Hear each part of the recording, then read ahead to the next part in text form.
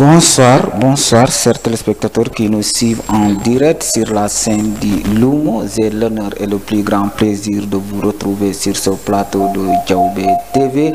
Avant tout, nous allons remercier le Tout-Puissant Allah qui nous a permis d'être là ce soir et remercier le prophète Mohammed, paix et salut sur lui, sans oublier nos parents. Quand je parle de nos parents, je parle de nos mamans et de nos papas, et également à nos braves imams qui fait la prière partout pour nous et pour tout le monde. Vraiment, on les remercie du fond du cœur, sans oublier les téléspectateurs et téléspectatrices qui ménagent aucun effort pour la réussite de cette télévision Diaoubé TV et qui nous suivent partout à travers les différentes plateformes. Et aujourd'hui, nous avons eu la chance de rencontrer avec un jeune ambitieux, très dynamique, courageux, qui met un pas dans la politique. Il se nomme tout simplement Mouktar Diallo. Il est de Anambé. Donc nous allons partager le plateau avec lui sur ce plateau de Diaoubé TV. Nous allons discuter sur certaines questions, pourquoi il a choisi de faire la politique à cet âge-là. Donc nous allons discuter donc qui est son leader. Donc c'est comme ça que la vie se passe, chacun a son choix. Donc il a choisi de faire la politique. Si jeune Mouktar, présente-toi. Bonsoir. Bonsoir. Les chers spectateurs et spectatrices. Je vous remercie, monsieur Janis. Vous êtes mon frère. Et je m'appuie à la générosité d'Allah et ses compagnons et notre prophète Mohammed, paix et salut sur lui. Et je remercie encore mes parents. Quand je dis mes parents, j'adresse à ma maman et mon papa, qu'Allah lui accueille dans son paradis. Sur Daouch, amin. Donc je remercie encore mon guide religieux, mon oncle, mon khalifa de Koukandé, Tcherno Mohamed Salih Diallo. Et je remercie tout le monde. Et je remercie encore ma femme, c'est la femme de mon grand frère. Elle s'appelle Aïssatou Diallo de Diaoubé.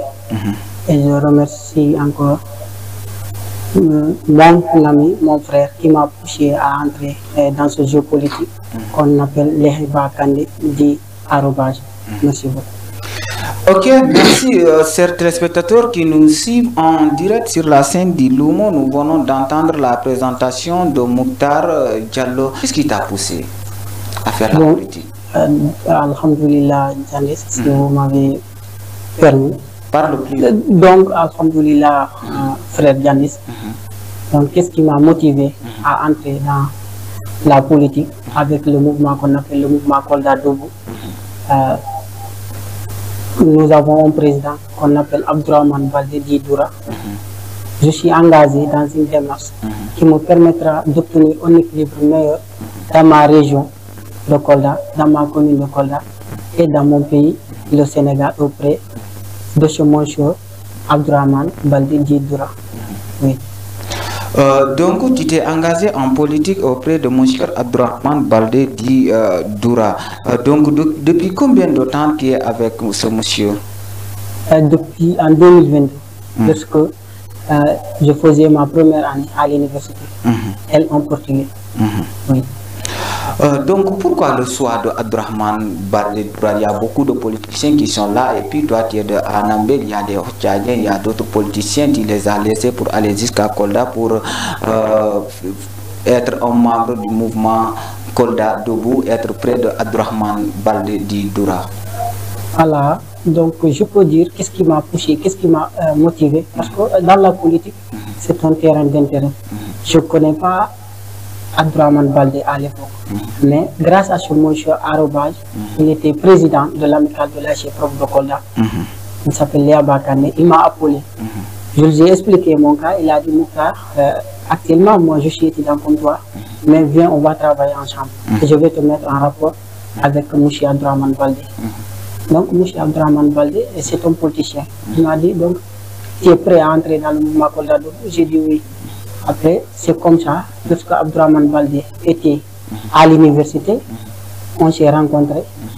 Il m'a aidé, parce que c'est grâce à lui, au nouveau bachelier, on ne peut pas obtenir une bourse à l'université sans autant avoir une mention. Voilà, donc après, il m'a donné une somme de 250 000 pour me couvrir mon cursus scolaire, mon cursus universitaire.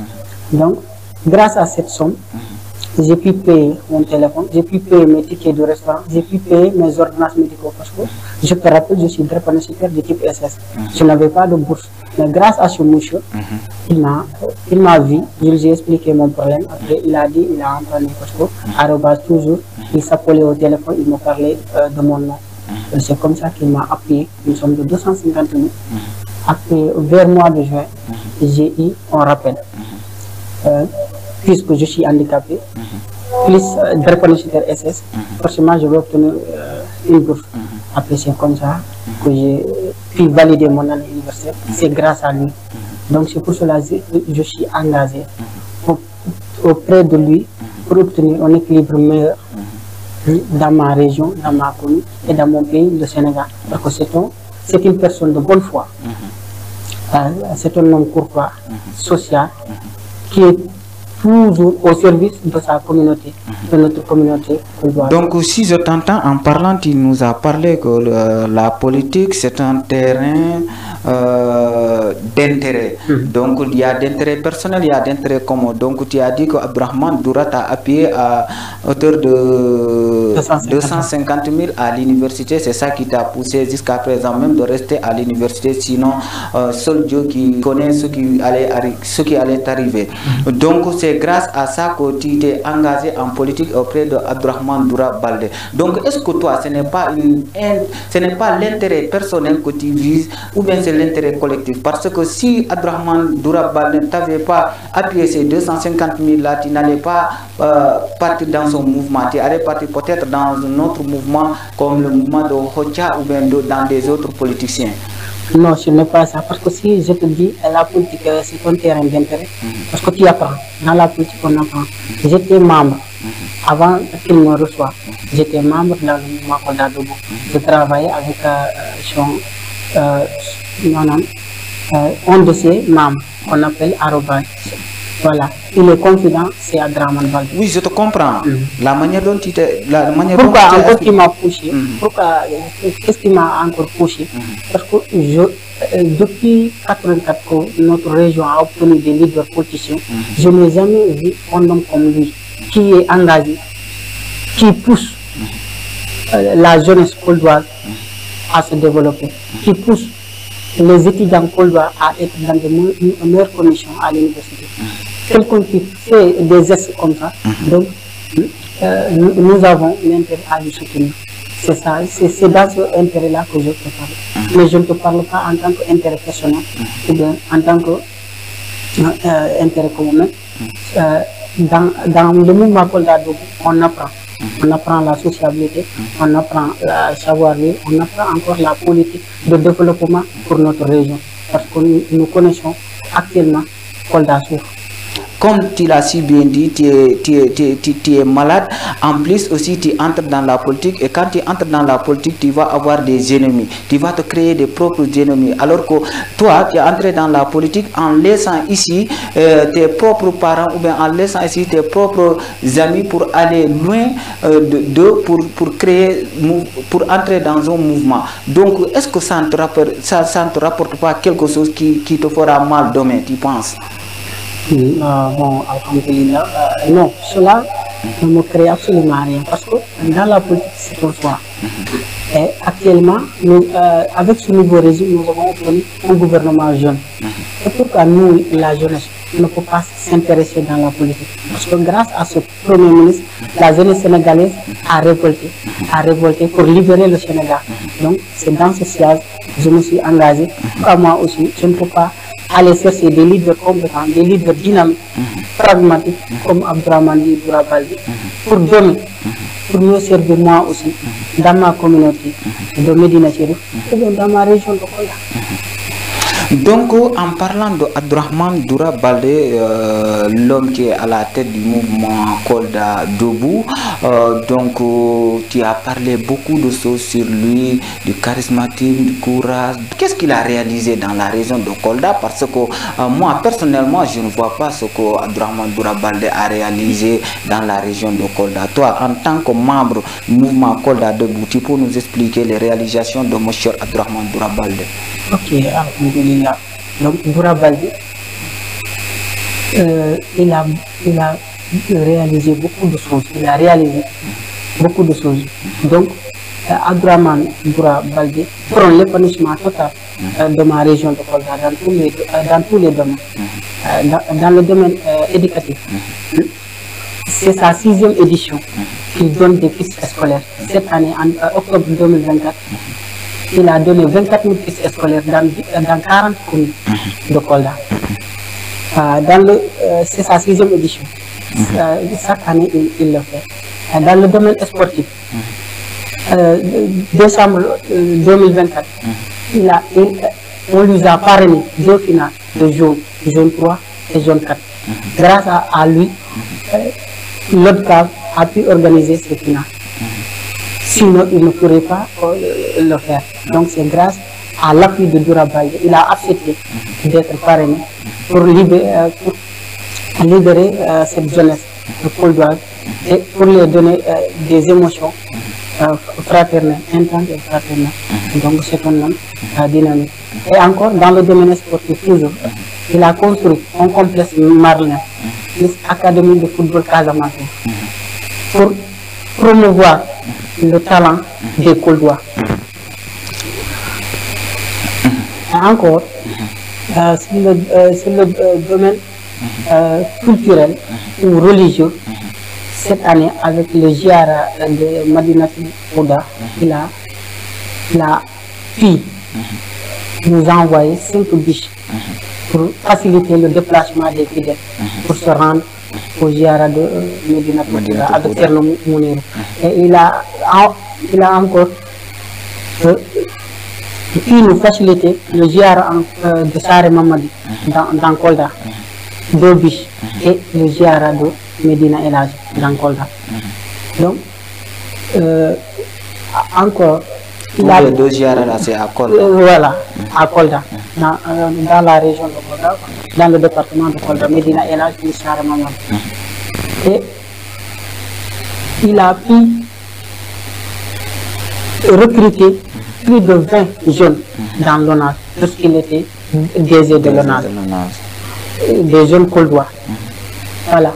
Et encore, il a pu encore donner des bourses aux étudiants Koldois. Il a pu même faire quitter ici des jeunes étudiants Koldois de Dakar en France pour les mieux former avec des bourses étrangères. Il les a octroyés. Encore, il y a des jeunes que Abdourahmane Baldé a aidés. Ils jouent actuellement dans la 2e division de la France. Donc, Merci beaucoup, chers téléspectateurs qui nous suivent en direct sur la scène du Loumon France. Moi, Mokhtar s'est engagé auprès de Abdourahmane Doura Baldé, le mouvement Kolda Debout, si je ne me trompe pas, le mouvement Kolda Debout. Donc, c'est un membre, donc il fait partie de ce mouvement. Donc, vous avez entendu toutes les réalisations que Abdourahmane Doura Baldé a fait. Moi, je ne connaissais pas. Il a dit qu'il avait oublié quelques réalisations, donc il va nous parler de ces réalisations de M. Abdourahmane Doura Baldé. Abdourahmane Doura Baldé, l'incontournable à Kolda. Ce grand monsieur a pris la décision de faire de la politique une activité qui peut avoir différentes définitions. Pour AB, elle se définit dans l'ultime désir de changer le quotidien des populations. Dans sa politique de développement, Abdourahmane Baldé dit Doura redonne l'espoir aux jeunes tout en ramenant le sourire sur les visages. Son amour pour Kolda ne cesse de grandir. C'est pourquoi ses œuvres ne font plus débat à Kolda, sans parler de sa vie d'avant DG. Et quand il fut nommé à la tête de l'ONAS, ce poste était juste une confirmation de son amour pour Kolda. Le département de Medina Yoro Foulah remercie aussi le président du mouvement Kolda Debout, Abdourahmane Baldé Djidoura, pour le don de matériel médicaux octroyé à 4 postes de santé sous la Bali, Tankonfara, Soboulde et Lenkedia. Ce don est une aubaine pour cette population qui en avait urgemment besoin. A rappelé qu'il est à son énième action après l'octroi d'ambulance, la construction de postes de santé et la réfection des lieux-cultes. Donc, si je comprends bien, Mokhtar, tu avais préparé juste ce discours pour Monsieur Abdourahmane Baldé Djidoura parce qu'il est au fond de toi, il a fait beaucoup de choses pour toi, il est en train de faire beaucoup de choses pour les jeunes de la région de Kolda.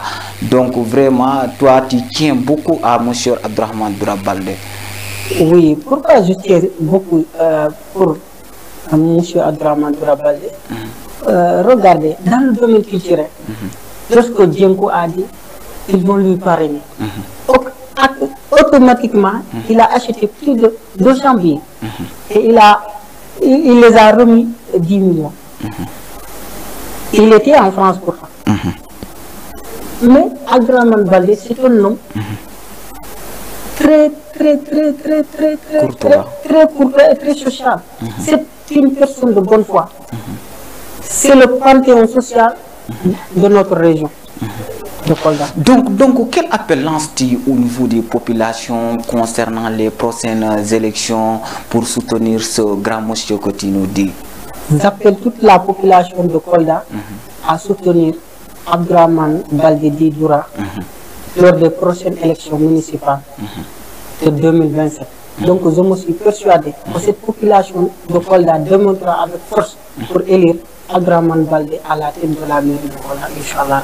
Présentement, nous sommes avec Mokhtar Baldé ici à la télévision Diaoubé TV, la scène du Lumo. Donc, comme nous avons dit, en arta et engal pular parce que en hali français on donne en arta et pular. Yeutiden et Mokhtar mo andiranta kanko kadi ko tukalung himo wada politique donc himo nati e langue politique halden e makko ko hondu natini mo e politique mais do yen yaade ton taw en landoto mo Mokhtar ko dum pusima ha natuda e politique te ko a cukalel fotungel ni a jandani a jogaki din duubi hono pusima ha natuda e politique.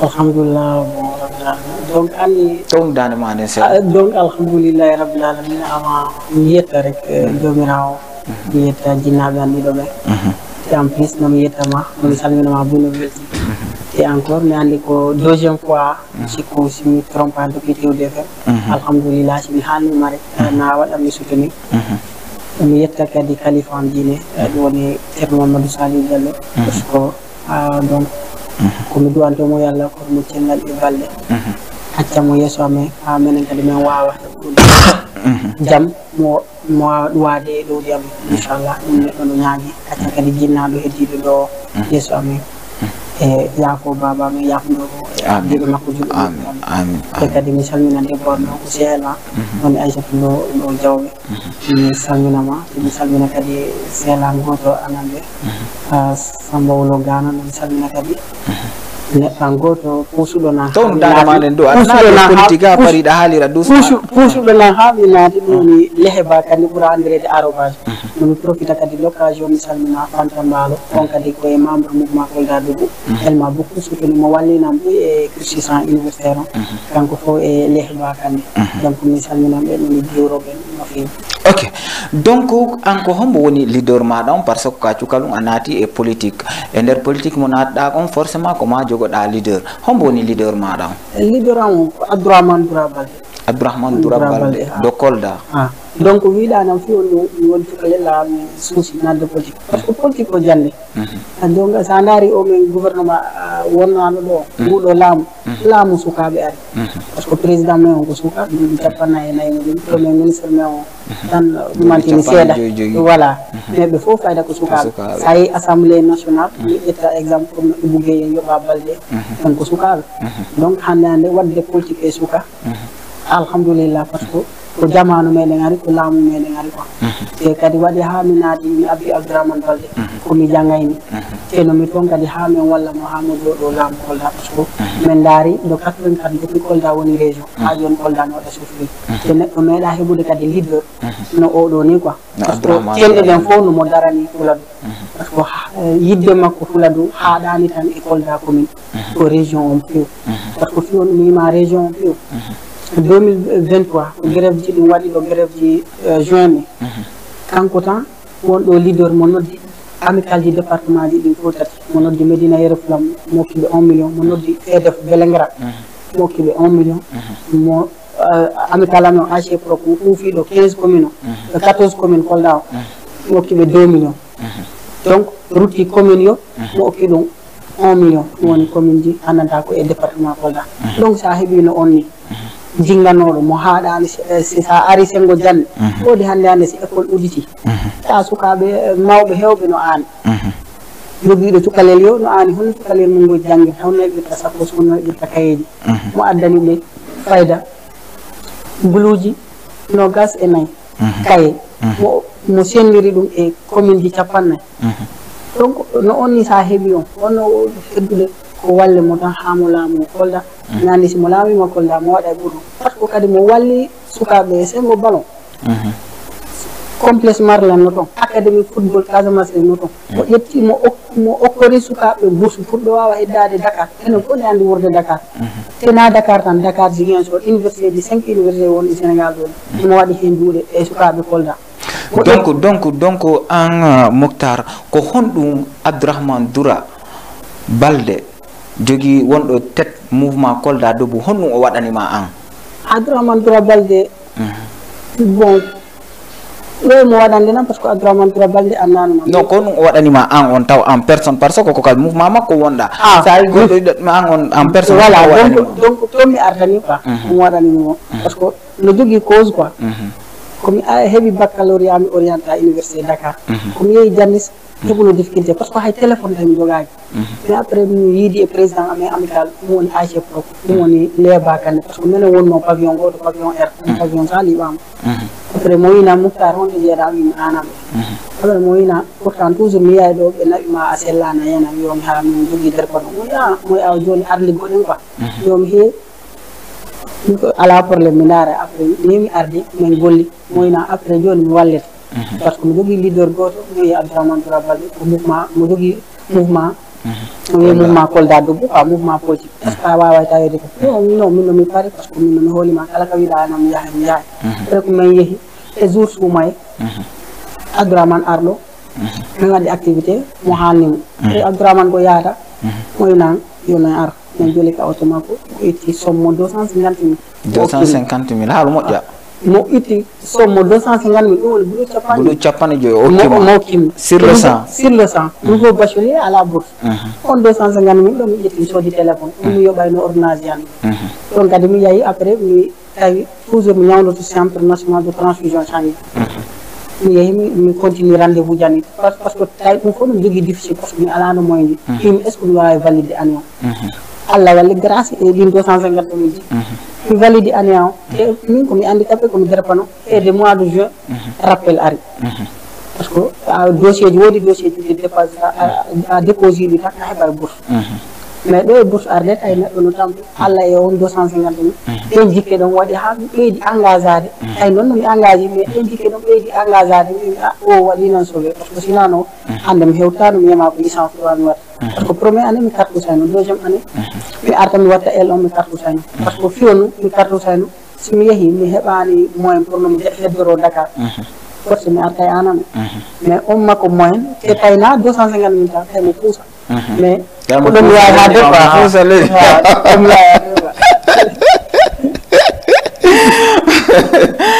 Ok, merci chers téléspectateurs joni ɓe no dara mais en direct sur la scène di lumo vraiment ko weltare molantede molewagol invité aux zones frères meɗen ɗo mo inne Moukhtar Diallo politicien en même temps on nani ko haali comme mo sellani mo wonde nawnare inetede drépano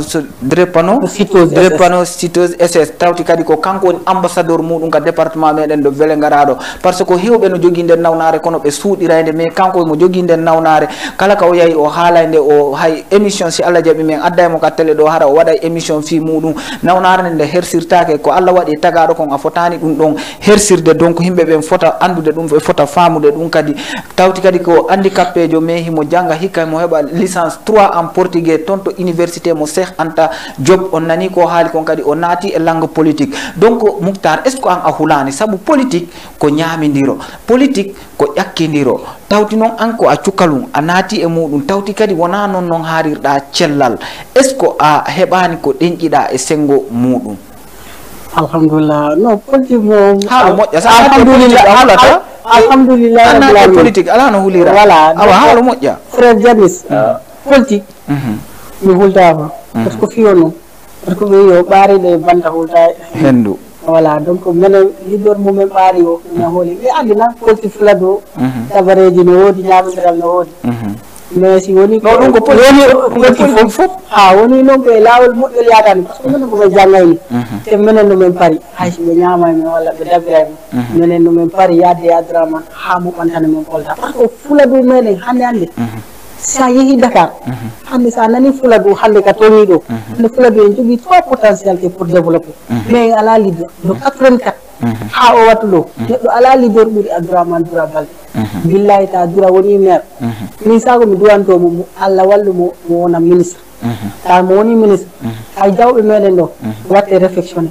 bassin anam ɗo watte réaménagé par ce que fiyon hande sa jogui wona bassin anam ɓe 5000 hectares woni ha joni suka sa daari anami suka ala mbosaɗo ala liggotoɗo sodagui sa ari jawɓe ɗo sa ari ha a jippike marché o hata ko damba gueji ɓe yaada ɗo ɓe waɗa journée ɓe ɗumanne te ko enen jibina ɗo donc si heeɓi wona ɗin leader ji ƴettoɓe ɗo ɓikkoye Fuladu naɓa koye ha France ha Inde walla ɓe bourse uji yoɓana ɓe pour yoɓe janggo ɓen si arti hande Sénégal si heeɓi poste uji kon ɗo ɓe nattata min hande somi heeɓoyi poste ko Moutaru Adama wiyete ko Moutaru Kolda région Kolda est ce que kala ko rukoye mi yejjitta par ce que fiyon woodi kami rewda donc hande hande neɗɗo tinnoto no paari no donc ɓe yo balɗe ko Allah jogui mais faggete neɗɗo no faggi ɗum no paari kala Fuladu ko paari neɗɗo kadi no paari par ce que ko paari pour janggo si heeɓi darano Fuladu par ce que kadi si fiyon ɗum abbi toon pour jande mum nde no yaara yeeso te si nde yaari yeeso bassin o yo faddu men andi men ara to men réglé bassin o bassin o men hollaɓe min ɓiɓɓe jibinaɓe bassin anam ɗo na 83 mo créa na rasel waɗi mum mani ko mawɗo amen goto no wiye Ceerno Ndiaye Gano kanko ƴetti fanti makko wiyo soppoyi faro donc ɗum fof no men andi waɗiyami fanti tawi min yettaki ɗo kono noon ɓaara men yettike ɗum min waɗa politique inchallah rabbi Abdourahmane Baldé min woɓɓatamo hay mo woni maire nani mo puusa men na hande kanko ɗum na probléme makko ɓerde nen yaaji ko ɓerde julɗo mo jogui kanko mo yurma ɓikkoye Fuladu par ce que mo wi o kanko ɓerde makko len fof ko Fuladu yiiɗan makko ɗan dogoɗan ɗan ko Fuladu kanko ko ɓiɗɗo Fuladu mo yanganto donc sa heeɓino on ni a yetta Allah an kadi a paray fof hay si janggo si min yeehi ha min fota e baaɗi e ɗumante min hulta par ce que min andi min jogui mbarodi ɓaawo ɗo woni Doura Baldé par ce que fiyon ɗum min wima ko mbarodi par ce que komo aigle watta voyager avec pigeon par ce que aigle woodi ka yettoto dow pigeon yettotako ɗon par ce que hendu ɗum tan liɓaɓe donc Abdourahmane kala ka yettinimen min yettoto.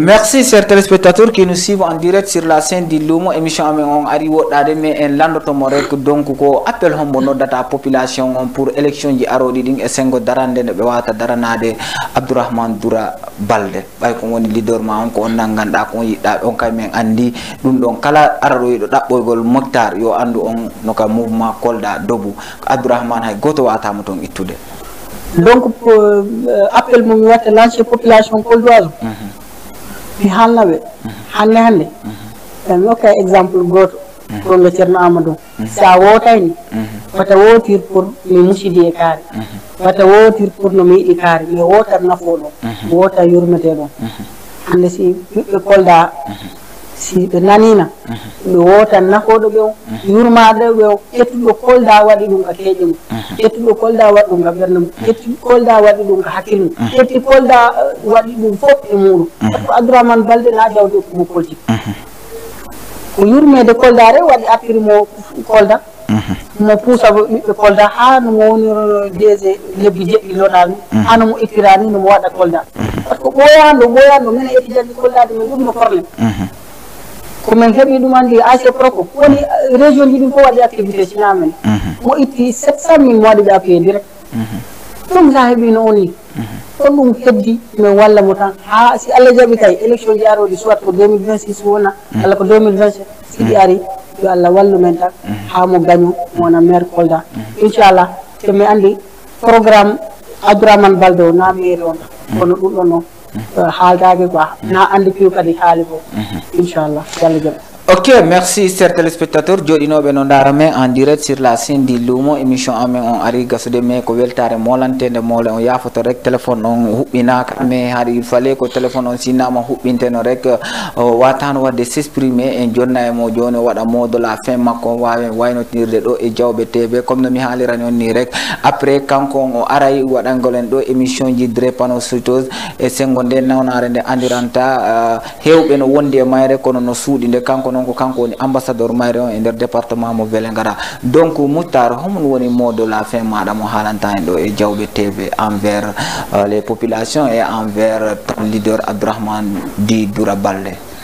Alhamdulillah rabbil alamin bon alhamdulillah rabbil alamin mi yetti yalla mi salminima mi weltanima fota frère Janis vraiment mi weltike yalla yo moƴƴere mi weltanima buy wona seeɗa yalla accuɗen ha ɓoya juuta donc min kanko mi ñagoto rek Allah man ɗon noni jaaɓi ha Abdourahmane mo woni ministre région Kolda o nitataɓe par ce que ko 3 département on fof mo ƴetti ɗum waɗi ɗum ko ɓerde makko ɗum woni Fuladu o ko goto slogan amen ko kanko tigir mo lakka e ɓernde makko no mo Fuladu ka ɗiɗam makko woni ka keeƴe makko woni donc si Allah lan ɗon kadi newni jawi neɗɗo no waɗa politique kadi no waɗa yengu par ce que hande hande janggo mi artoya ɗo derpano na ko hersirte ko ñaw te derpano a wurda e muɗum a yaha e janggoya université mais andi waɗi ha yimɓeɓe derpano no wara ko yimɓe woni anda wiya ko iduru wiyta piŋede oɗi noon ɗumante après mi ara mi explique kono na ñaw hersirteɗo mi haalna population te neɗɗo kadi no dari nden darde te mi haalni ɗum hay leaderan o inchallah kadi mo waɗa e geste pour Fuladu pour hôpital régional o inchallah yo Allah wallure kamen ko men o nande ko heewi changé te kadi ɓiɓɓe Fuladu kadi kala joguiɗo ɗo derpano seeɗi bac tawi men université par ce que min généralise ay ɗum lawtay ILD ko Dakar rek haaɗi men mi waɗay ɗum région ji ɗum inchallah te kadi kala neɗɗo ka woni si andi tan an ko gajeɗa ɓiɗɗo Fuladu neɗɗo daranto machin go derpano inchallah jaɓi kadi watte conscientiser manam ñagotoma ha hokkama courage ha wawa continude jande ha mawɓe ma kadi wawi tentinde e goɗɗi ko heewi inchallah jaɓi somi yaari yimɓe fama ok merci mi salmina kadi noon walla ala mi salmina salmi voilà mi salmina ha joni leyaba kadi ko mo président ancien président amen AC Proco e ha joni jikke no hakkuleji amen buy e no continue ha joni par ce que komo waɗanimi ko pourtant mi yowa mo tawi ko maɓe naata mouvement Kolda ɗum ha mi yaada e leader makko ko leader o e inchallah mi votanaymo en 2026 te Allah jaɓi kadi inchallah no mi salmina kadi ɗumgo anam eno mi salmina anam ɓe an no mi salmina kadi anam ɓe mi salmina kadi seelaɓe an no mi wimani Sambowolo e Gano e Aliou Mbalo e sel jango to no wiye Sanusi Coulibaly no mi salminamo te mi salmina kadi kawiraɓe an ko kawan ko ceernajo an ko khalifa an woni ceerno Mamadou Salim Diallo te ɓiɗɗo makko menen jangguirta université no wiya Mamadou Salim Diallo no mi salminamo mi salmina kadi président amen sortant amical ɗum hande ɗum woni Sérif Balde no wiye Sérif en nomi salmina Fanta Mbalo nomi jaramo nomi duwanomo kan kadi toujours somi noddimo sengo caɗele mo darto hen nomi salmina ko heewi quoi nomi salmina kadi docteur Gora Niang kadi ko neɗɗo formation kon kam ok Merci beaucoup, chers téléspectateurs qui nous suivent en direct sur la scène du Lumo. Donc, nous arrivons au terme de notre émission. On vous donne rendez-vous un autre jour. Inch'Allah, on a musibe joɗinoɓe no darame en direct sur la scène. Mais weltani ko min kadi mi salmina ceernoɓe wonɓe nder kormitoɓe kamɓe fop ono ceerno Aliou on salminama onon e ɓeygure moɗon nden fop imam Kebe onon kadi on yejjitaka wono ceernoɓe fop dal ɓe salminama parce que sa inni a limay rek a juumay wono kilifaɓe diina e kilifaɓe aada ɓen onon fop on wawama salminede wono sirifaɓe ɓen kamɓe kadi ɓe salminama onon téléspectateur et téléspectatrice joɗotoɓe no dara men ɗo ɓen hamɓe fop kadi ɓe wawama salminede ɓe wawama hiwrede ɓe wawama weltade ɗo e Diawɓe TV la scène du Lumo hande hari ɗen ardi ɗo tun e oɗo inneteɗo Moukhtar cukalum kun andiranta hikun jogui courage kun jogui ambition e sengo politique tawti kadi himo janga université Cheikh Anta Diop ko ton o woni himo waɗa licence 3 en portugais tawti kadi himo wonde nde nawnare innetede drépanocytose mo wondi kadi ko handicapé mais tawa hani himo dari mo nangi hatiɗi o naati kadi e kaɗo laana politique ko ñaganton e mo rek kanko e leader makko Abdourahmane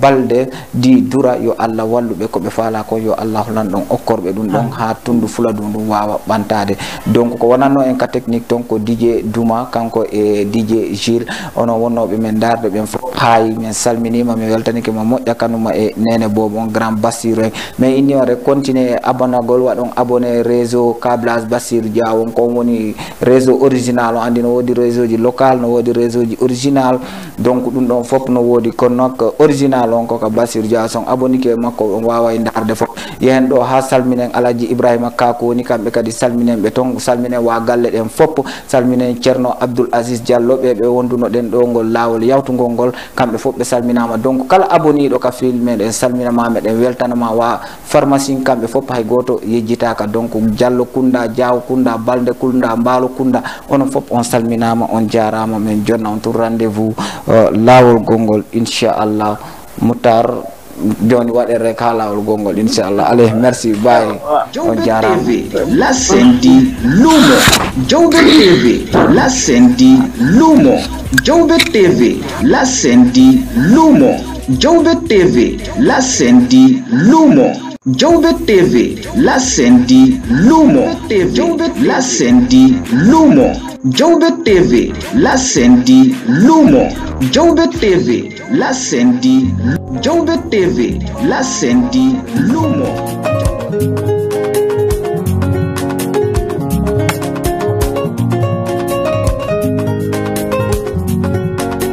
kon bu ma kenn laaj sama xol man xol bi mu yor moo ëpp alal sama waay la samay caprice yi muy décorer guerre la saa yu ma laajee lu tax chéri bëgg or mën naa ko bébé yaay sama jama